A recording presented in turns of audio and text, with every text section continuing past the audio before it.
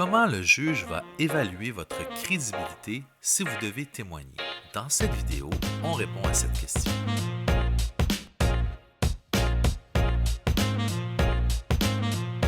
Évaluer la crédibilité d'un témoin n'est pas une tâche facile pour un juge lorsqu'il est exposé à des versions contradictoires. Heureusement, il peut se référer à 8 critères qui ont été établis en droit du travail, mais qui peuvent aussi s'appliquer à n'importe quelle cause civile. Les voici. Affirmer plutôt que nier.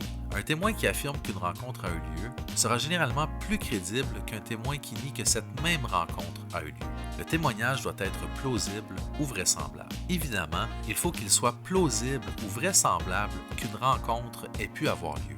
La constance. Un témoin peut avoir eu à donner plusieurs fois sa version des faits. Si sa version varie à chaque déclaration, sa crédibilité sera affectée, alors que s'il maintient toujours la même version, on le jugera normalement crédible. Intérêt. Les juges sont prudents lorsqu'ils reçoivent le témoignage d'une personne qui a un intérêt dans l'issue du procès.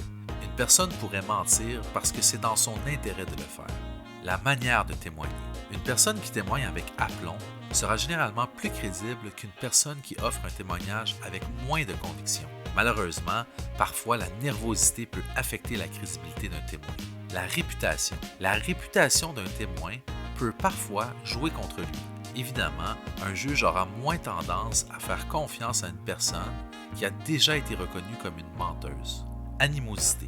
L'animosité entre un témoin et la personne contre qui elle témoigne affectera normalement la crédibilité du témoin aux yeux du juge. Probabilité. Finalement, le juge préfère un témoignage qui a l'air plus probable qu'un autre qui semble moins probable.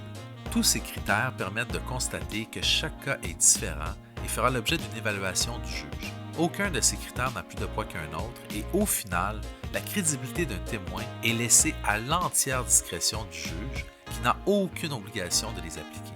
Par contre, si vous devez témoigner dans un procès, ces critères pourraient vous aider à bien vous préparer. Cette vidéo vous fait réagir, inscrivez-le dans les commentaires et abonnez-vous à la chaîne pour ne pas manquer nos vidéos hebdomadaires.